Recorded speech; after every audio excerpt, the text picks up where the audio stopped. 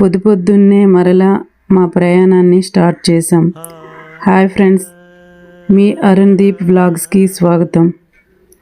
అనుకోకుండా శ్రీవారి దర్శనం పార్ట్ 2లో మేము తిరుపతి నుంచి తిరుమలకి ఏ విధంగా ప్రయాణం చేశాం, అక్కడ జేయూ ఆఫీస్లో మేము ఏ పనులు చేసాం, ఈ వీడియోలో మొత్తం మీకు చూపిస్తాను. తెల్లవారుజామునే మేము తిరుపతి నుండి తిరుమలకి కారులో బయలుదేరాం. ముందుగా మేము లగేజ్ చెకింగ్ చేసుకుని భద్రతా తనిఖీ పూర్తయిన తర్వాత మార్గమధ్యంలో ఏడుకొండల దగ్గర ఆగి కొన్ని అందమైన ఫొటోస్ పిక్స్ తీసుకున్నాం. ఆధ్యాత్మికత వాతావరణం, చుట్టూ కనిపించే ప్రకృతి అందాలు మనసుని ఎంతో ఆనందాన్ని కలిగిస్తాయి కదా. ఆ జ్ఞాపకాలన్నీ మా కెమెరాలో బంధించుకొని స్వామివారి నామస్మరణతో మళ్ళీ మా ప్రయాణాన్ని ప్రారంభించాం. ఘాట్ రోడ్లో ప్రతి మలుపు తిరుమల మహిమను గుర్తు చేస్తూ దర్శనం కోసం మా ఆసక్తి మరింత పెరిగింది. ఫ్రెండ్స్, ఘాట్ రోడ్లో ప్రయాణిస్తూ కొండల అందాలు చూస్తూ వస్తుంటే మాకు అసలు అలసటే తెలియలేదు. నాథుడి నామస్మరణతో మాటల్లోనే తిరుమలకు చేరుకున్నాం. వెంటనే మా రిఫరెన్స్ లెటర్ పని కోసం అక్కడ ఉన్న సిబ్బందిని అడిగాం. వాళ్ళు జేయూ ఆఫీస్కి వెళ్ళమని సలహా ఇచ్చారు. జేయూ ఆఫీస్ వెతుక్కుంటూ అక్కడికి వెళ్ళగానే చాలా క్రౌడ్గా అనిపించింది. నాకైతే చాలా టెన్షన్గా అనిపించింది, మా పని పూర్తవుతుందో లేదో అని. అది అవని అని అక్కడ సిబ్బందిని వివరాలు అడగగా ఇలా ఒక ఫామ్ ఇచ్చారు. మనం పర్టిక్యులర్ రిఫరెన్స్ లెటర్తో పాటు ఆ ఫామ్లో ప్రతి ఒక్కరి ఆధార్ నెంబర్లు, నేమ్స్ రాసి పెట్టాలి. అలా ఎవరి పేరైతే లెటర్ తీసుకుంటారో వాళ్ళతో పాటు మిగతా వాళ్ళ 6 మెంబర్స్ పేర్లు రాసి పెట్టాలి. అలాగే ఇక్కడ 7 గంటల నుండి 2 గంటల వరకు, మధ్యాహ్నం 2 గంటల వరకు ఈ లెటర్లు స్వీకరిస్తారంట. తర్వాత ఇలా లైన్ ఉంటుంది. ఆ లైన్లో ఒక 1 అవర్ పడుతుంది. ఎవరి పేరు లెటర్ ఉందో వాళ్ళు మాత్రమే క్యూలో ఉండి ఇలా తీసుకుని ఇస్తారు. దీన్ని తీసుకుని సిఆర్ ఆఫీస్కి వెళ్ళాలి. ఈలోగా మాకు చాలా ఆకలి అనిపించి ఆరుబయట ఉన్న ఇలా టిఫిన్స్ తీసుకొని తిన్నాం. తర్వాత ఇలా సిఆర్ ఆఫీస్కి వెళ్ళి రూమ్ అలాట్మెంట్ కోసం అడిగి ఒక ½ అన్ అవర్ వెయిట్ చేసాం. అక్కడ 50 రూపీస్, 100, 1000 రూపీస్ రూమ్స్ ఉంటాయి. మనకి అవైలబిలిటీ ఉన్న దాన్ని బట్టి మనకు రూమ్స్ అలాట్ చేస్తారు. అలాగే మీరు లెటర్ ఎవరి పేరుని తీసుకుంటారో వాళ్ళ పేరు మాత్రమే రూమ్ అలాట్ అవుతుంది. మాకు ఈ రిసిప్ట్ ద్వారా 1000 రూపీస్ రూమ్ అలాట్ అయ్యింది. రూమ్కి చేరుకోగానే లగేజ్ అంతా పెట్టేసాం. తర్వాత కొంత ఖాళీ సమయం ఉండటంతో తిరుమలపై ఉన్న పుణ్యక్షేత్రాలు దర్శించుకోవాలనుకున్నాం. ముందుగా మేము పాపనాశనానికి వెళ్ళాం. అక్కడ చేరుకోగానే మా హబ్బీ నీ పాపాలు నీకు పోవాలి, నా పాపాలు నాకు పోవాలి అని కొంచెం నీళ్ళు జల్లారు. అక్కడ నమ్మకం. అలా ఒకరికొకరు ఒకరి పాపాలు ఒకరికి పోవాలని నీళ్ళు జల్లుకున్నాం. ఇక్కడ భక్తుల నమ్మకం ప్రకారం ఈ పవిత్ర తీర్థంలో స్నానం చేసిన, కాలు కడిగిన పాపాలు తొలగి దైవ అనుగ్రహం లభిస్తుందని ఇక్కడ నమ్మకం. దీని తర్వాత అక్కడే ఉన్న గంగాదేవి అమ్మవారిని కూడా దర్శనం చేసుకున్నాం. లంచ్ మేము ఇంత ఎనర్జీకి తిరగడానికి కారణం మేము తినే ఫుడ్డే.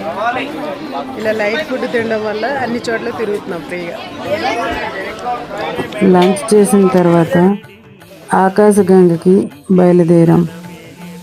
తిరుమలలో ఉన్న అత్యంత తీర్థంలో ఈ ఆకాశగంగ ఒకటి. శ్రీ వెంకటేశ్వర స్వామి ఆలయంలో జరిగే కొన్ని ముఖ్యమైన పూజలు, అభిషేకాల కోసం ఇక్కడ పవిత్ర జలాన్ని ఉపయోగిస్తారని చెప్తుంటారు. ఆకాశగంగ తర్వాత ఎంతో ప్రశాంతమైన ఆధ్యాత్మికత కలిగిన జపాలికి వెళ్ళాం. దట్టమైన అడవి ప్రాంత మధ్యలో ఉన్న ఈ జపాలి పవిత్ర స్థలాన్ని ప్రకృతి అందాలతో పాటు భక్తి భావన కూడా ఎంతో కలుగుతుంది. తిరుమలపై తిరుగుతున్న సమయంలో చిన్న చిన్న చినుకులు పడుతూ చల్లని గాలి, పచ్చని కొండలతో ఆ వాతావరణం ఎంతో ఆహ్లాదకరంగా మారింది. మా ప్రయాణం ఇంకా హాయిగా అనిపించింది. వేణుగోపాల స్వామి దర్శనం చేసుకొని ఆ బయట ఉన్న శ్రీ ఆంజనేయ స్వామి మందిరం దగ్గర ఈ తాయెత్తు కట్టుకున్నాం. మా అబ్బి నన్ను చూసి చిలిపిగా నవ్వారు. తరువాత మేము శ్రీవారి పాదాలకు చేరుకున్నాం. తిరుమలలో ఈ పవిత్ర ప్రదేశానికి రావడం మా యాత్రలో ఒక ప్రత్యేకమైన అనుభూతి అనిపించింది. ఆ క్షణంలో చుట్టూ ఉన్న పవిత్ర అందాలు, చల్లని గాలి, భక్తులు గోవింద నామస్మరణలో కలిసి ఒక అద్భుతమైన ఆధ్యాత్మిక వాతావరణాన్ని సృష్టించాయి. నిజం చెప్పాలంటే ఫ్రెండ్స్, శ్రీవారి పాదాల దగ్గర నుంచి గోపురం కనిపించిన ఆ క్షణంలో నాకు చాలా ఆనందంగా అనిపించింది. ఎన్నిసార్లు వచ్చినా ఆ అనుభూతి మాత్రం కొత్తగానే ఉంటుంది కదా. స్వీట్ కార్న్ అండ్ ఏంటిది పూరి మిక్సీ. ఈ క్లైమేట్కి కూల్ కూల్గా హాట్గా స్వీట్ కార్న్. జీవితంలో కొన్నిసార్లు మనం కూడా ఇలాంటి ప్రశాంతమైన ప్రదేశాల్లో కాసేపు గడపాలి.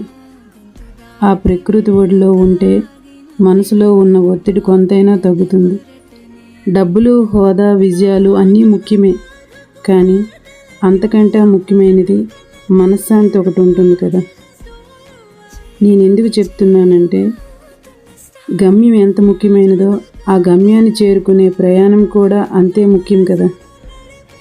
ఫ్రెండ్స్, చివరగా మా యాత్రలో సహజ సిద్ధంగా ఏర్పడిన రాతి తోరణంకి వెళ్ళి పక్కనే ఉన్న పార్కులో కొంతసేపు సేద తీరాం. తర్వాత మేము రూముకు వచ్చి తదుపరి కార్యక్రమంలో ఫ్రెండ్స్ రోజంతా తిరుమలలో ఉన్న పుణ్యక్షేత్రాలన్నీ దర్శించుకుని సాయంకాలం మా రూముకి చేరుకున్నాం. కొంత సమయం విశ్రాంతి తీసుకున్న తర్వాత పక్కనే ఉన్న కళ్యాణకట్టుకు వెళ్ళి మా మొక్కులు సమర్పించుకొని స్వామివారి పుష్కరిని చేరుకొని స్నానం చేసి రూముకి వెళ్ళి ఫ్రెష్ అయ్యాం. దర్శనం చేసుకొని అలా ఆ వెంకటేశ్వర స్వామి సన్నిధికి చేరుకున్నాం. కొంతసేపు అక్కడే గడిపాం. ఆ అనుభూతి మాటల్లో చెప్పలేనిది.